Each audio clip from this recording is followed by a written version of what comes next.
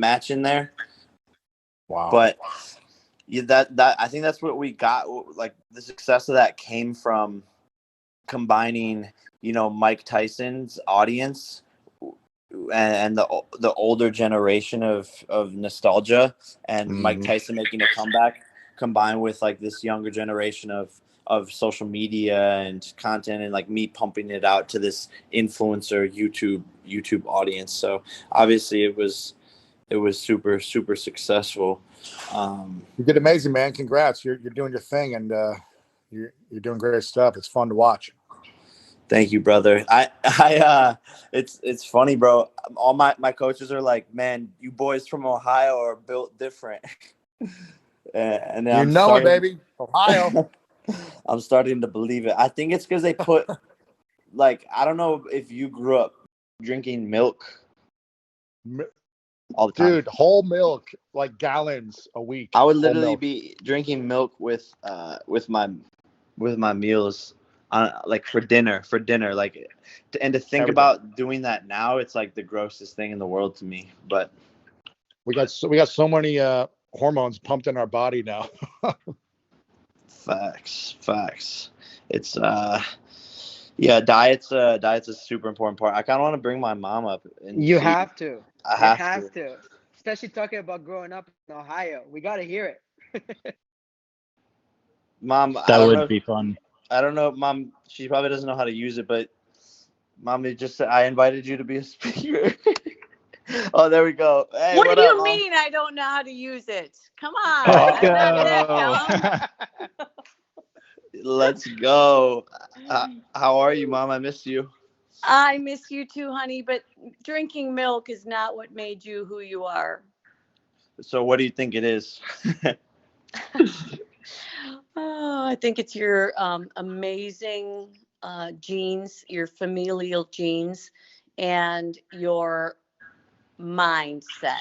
I think, everyone can eat right and do the right things, working out, but you have to have a very strong willed mind. And I think your genetics and your family history, not just me, not just your dad, but going back generations, has fed into that.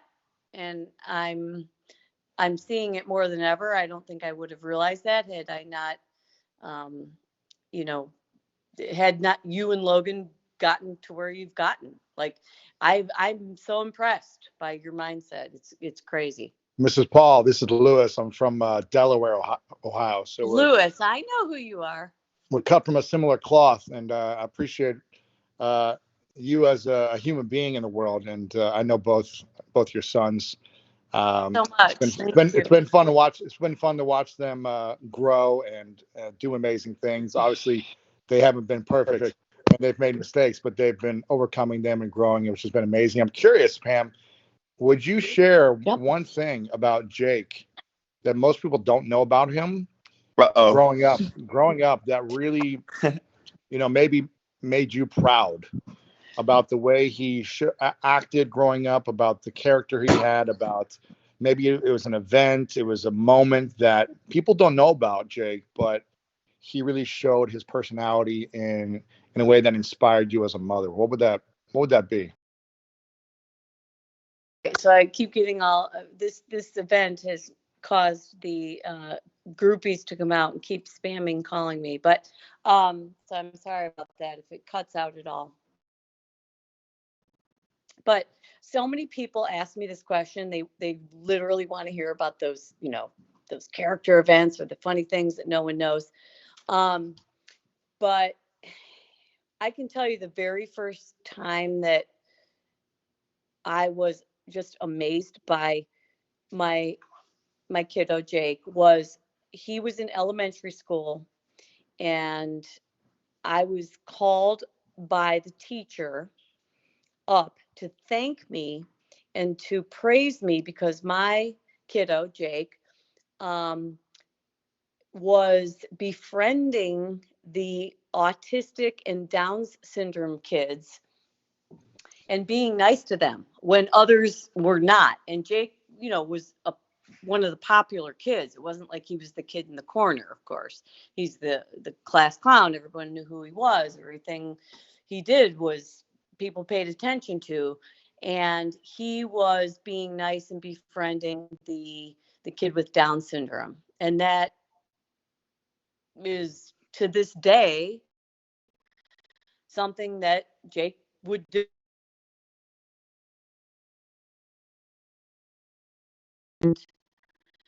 Uh, people don't want to accept that about Jake. They want to think he's so many different things than that, but he's got the kindest, biggest heart, and he loves the underdog, and it made me very proud. That's cool. And I'm curious in his adult life, and then I won't hijack the conversation anymore. But since we got you here, Pam, I think it's amazing to hear.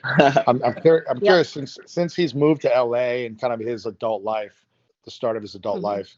What's the event, the accomplishment, the piece of content, whatever it is, the thing that you're most proud of or most inspired by, whether it be his acting, I think it was what was that? Which kids channel was it on? I can't remember. Disney. Disney. Yeah. Whether it was him being on Disney after, being an actor out here, doing movies, doing TV, doing vlogging, doing boxing, like music videos. What's the thing that you're most inspired by and most surprised by that he has taken on and actually accomplished that? Okay, so most people would think, oh, my kid was on, Disney and that was the biggest accomplishment of their life, but that is so far from it. Yes, so proud when he got on Disney. That was amazing.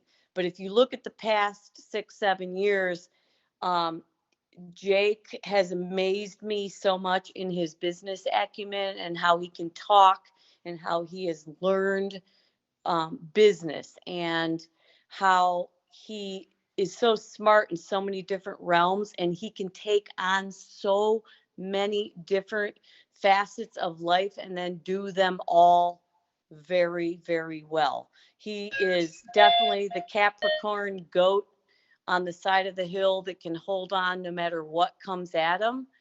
And I think it's not what happens to you in life, it's how you react. And that is what has impressed me the most about Jake.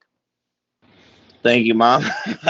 Love that. Wow. Nice. That was so sweet. Oh my God. It's the truth.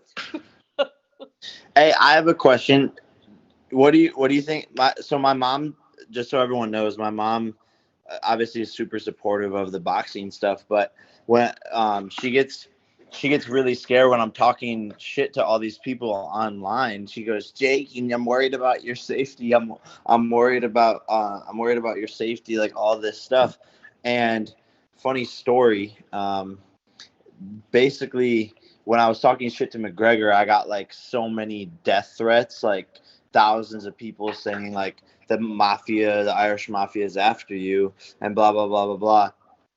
And my mom was all worried, and I think you're still worried, but I think this will help calm you down, Mom. But but I wasn't worried. I was like, man, like this is the fight game, and people should be able to talk shit. Like that's what makes this hype. If you're scared of talking shit, or if people can't, take a joke on the chin, then they shouldn't be in this sport. But we've heard like from deep down in the business people in Conor McGregor's camp that they actually like love the shit talk and are super excited about it, and obviously have some are interested in the business side of us fighting. So they weren't too bothered by it. But I know, Mom, you get all scared about boxing, and especially on fight nights. I think you're probably the most nervous person in the room, hands down.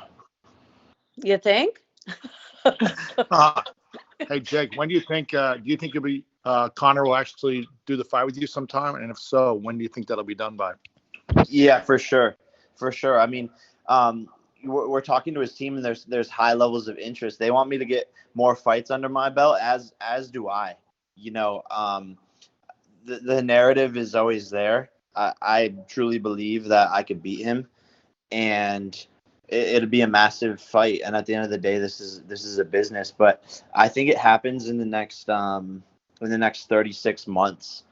I think me getting some more W's under my belt, knocking out Ben Askren, who's a prominent MMA fighter, taking on hopefully Dylan Dennis, who is Conor McGregor's like best friend basically, and who has been talking shit to me. He is scared. Clearly, he's like, I wanted to fight him. I wanted to fight him for this match, but he was blaming like a knee injury. So after I knock out Ben, we'll see if he actually takes the fight. But Wow. Nate But you think Diaz, within 3 years, the fight will happen with you and Connor? for sure. Wow. I mean, Let's go. as long as he keeps, he has to win right now.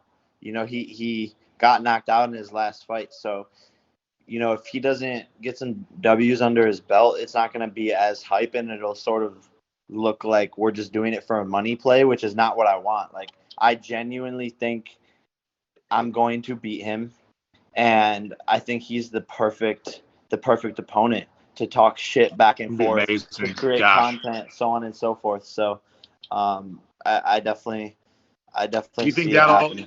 And do you think that would be the number one on pay-per-view?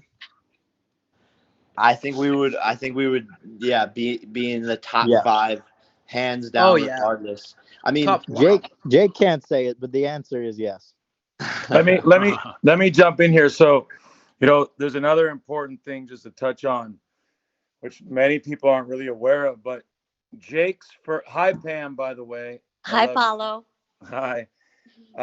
It's great to have you up here. Pam has her party hat on, which means she's in her first week to Clubhouse. So everybody in the audience, make sure that you follow Pam, vlog Mom Pam, and check her out on YouTube as well.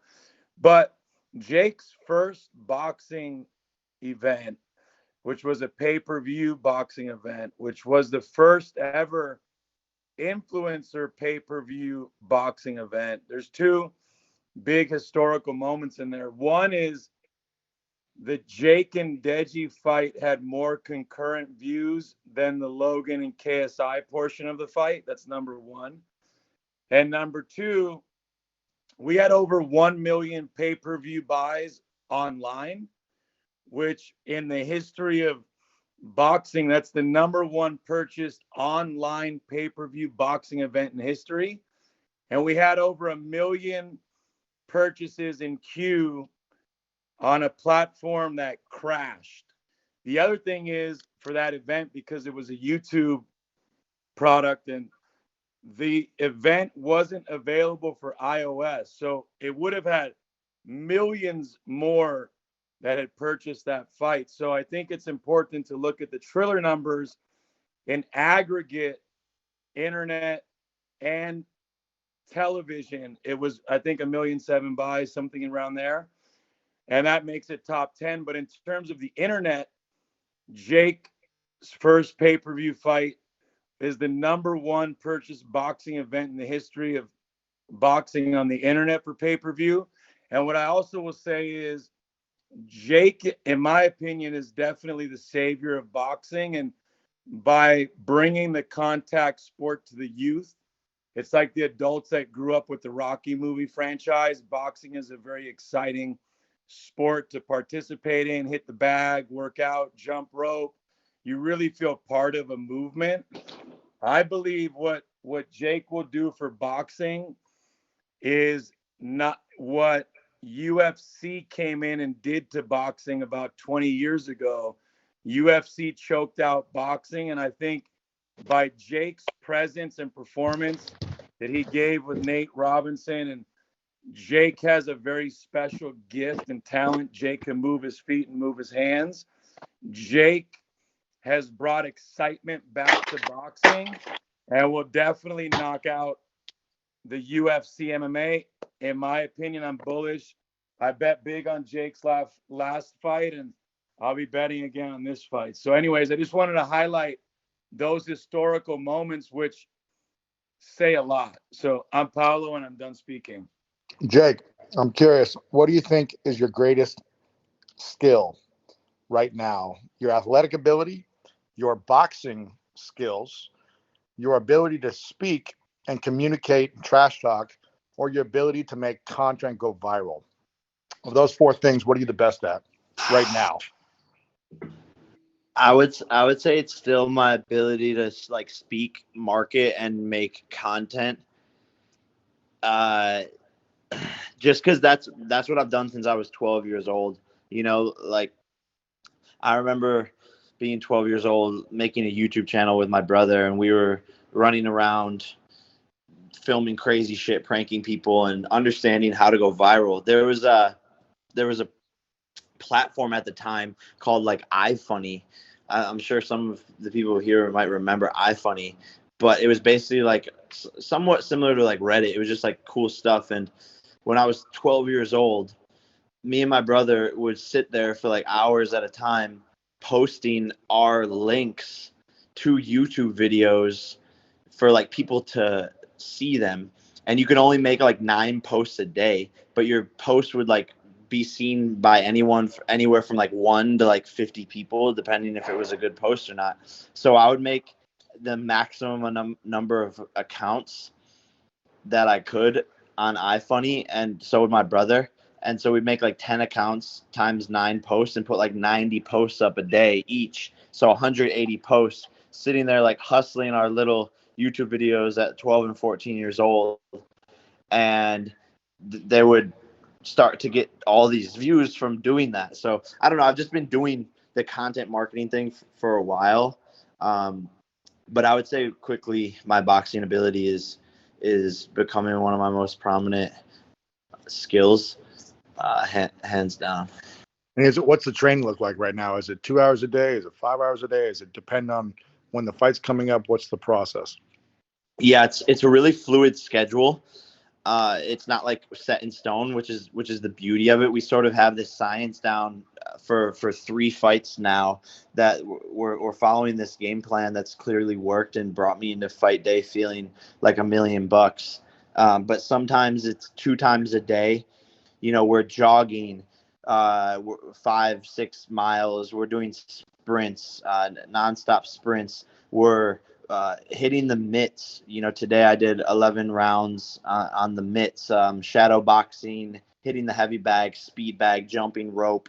And then I'm sparring anywhere from 2 to 3 times a week against MMA guys specifically now, because I'm obviously fighting an MMA fighter in Ben Askren. And they just have a different style of fighting. You know, they have this more wild, unorthodox way where they put their head down and throw different punches that you're not typically used to seeing. So yeah, doing all that stuff. I'm doing CrossFit training. I'm doing light weights, and the recovery is a huge part of it. So I'm doing yoga. I'm stretching. I'm in the ice bath sometimes twice a day. Hot baths, sauna. You know, Theraguns, cupping, the whole 9 yards. We really have it down to a science at this point. But Love that. It's a lot. It's literally a full-time job, and I think I've done it all at this point. I feel like I'm saying that humbly, but like I've dabbled in different things from business to wrestling, growing up playing football, doing YouTube, like. And I would say the 2 hardest things I've ever done was vlogging every single day for 800 days, and then just boxing, period. Another interesting thing is like people don't even really realize this, but sleep is like a part of your training. So you literally have to force yourself to get 9 to 10 hours of sleep a day, because you're tearing down your body so much that you have to get that recovery in the deep sleep. Wow, the fact that you touched sleep, that's Thank you, Jake. Tank, go for it. By the way, Jake, you Tank, right? No, I don't think you know, so I am. It's all good though. Owns the three of the dopest meme pages on Instagram, hands down. Bro, I've seen your page, Influencers in the Wild, bro. It's the Hey, we were talking about meme dealers. Bro, I think like me and my friends, whenever I'm out in public, like about to film content or something, I'm like, we all like look around. We're like, all right, let's make sure we don't end up on Influencers in the Wild. Yo, just do me a favor. Get one of your boys to step about 100 feet out of the shot and capture you guys doing something nuts. You'll wind up on that page. We'll act like this conversation never happened. Okay, deal. It'll crush. How did funny that start? Like, how did that page start? Like, because it is this funny thing. Like, it's so crazy, and this is why I love the internet so much, and the internet's undefeated. But it's like, I was literally, I don't know, it was probably 2 years ago. I was just starting to see so many fucking people make content in public, and I was like, bro, this is crazy. Like, our whole entire world is shifting. You're literally seeing these people make TikToks or YouTube videos, and like, I'm just like, what the fuck's going on? Well, you just have a generation of people that are real comfortable doing wild shit in public now. And I'm older. I'm 40, and it came from two things. One, I shot a video with this. The account is called A Piece by Guy, and he just does like weird shit. Like there's a video of him peeling a hot dog like a string cheese and eating it, and there's a video of him giving the finger to his friend back and forth across the street like for 30 seconds. That video had like 50 million views. He just does weird shit. So we pretended that we were stuck in a Chinese finger trap on 8th Avenue in New York City. And I'm like 250 pounds, big dude. He's a little guy. It looked like people were just looking at us like, what are these people doing? But the video killed. And I feel stupid shooting content in public too. So I saw people shooting content. I was like, they probably feel stupid too. So let me make this account to make fun of myself. And then it fucking blew up. It's like the biggest thing I've ever been a part of. I was shooting stuff for my page, Tank Sinatra. And listen, dude, I'm laughing at them a little bit, sure, but I'm also laughing with them, you know? No, right. That's the beauty of it, is it's like funny to make fun of them sort of, but then you're guilty of it as well. So like, well, everybody is. That's the thing. Like, you see somebody out taking a picture in public. If my mom takes a picture, she's thinking, how many likes is this going to get on Instagram? Is it going to get 7, or is it going to do really well and get 12? Like, everyone just thinks social media first. But I was just listening to you talk about your schedule, and I didn't know you were posting on iFunny back then. I just feel like people, like I was listening to Mr. Beast on here a couple of weeks ago, and he was painting this picture. He's 20 something years old, and he was telling the story about the video of the biggest firework in the world. And he was talking about organizing cranes and getting, materials from firework suppliers. And I was like, this guy would be successful no matter what he's doing. He's a fucking business owner, period. He's organizing $1 million, the video budget was like 700,000. I was like, this guy is like a network in himself. So Jake, to hear you, say that you were gaming the system, I just think people don't realize how much work goes into getting attention and figuring out the science of it. And not only that, the time of it, making multiple different accounts and posting 9 times a day on them. People don't think about that. They just think you got lucky and that's it. They don't ever think past that. People don't view you being a YouTuber as a job. They just see these kids who are making videos, and it's looking like they're running around with their heads cut off, and they're making. But the videos have to get made. Exactly, and yeah, that's why I compare being a YouTuber to being as hard as being a professional boxer. It's the same. It's different, obviously, but it's the same level of like dedication, time involved, and just mental toughness and grind nonstop. But it's funny you mentioned the sort of network thing about Mr. Beast, because you hit the nail on the head with these digital stars and influencers are run the whole gamut, A to Z. They're the producer, they're the content director, they're the marketer, they're the videographer, they're the editor. And Paulo, actually, when I was probably 18, was the first person that I saw who turned this into like a theory. Paulo, I don't know if you want to speak more on that, because you were literally like, you came to me with a chart and you were like, do you know why you're so valuable? And I was like, I don't know, Paulo, I'm just 18 year old. And you're like, oh, you're the network, you're the marketer, you're the filmer, you're the producer, you're the like, you had this whole thing figured out 7 years ago or 6 years ago now. All right, thanks, Classic. Paul. Yeah, yo, Pete. He might be Just gone. posting a story.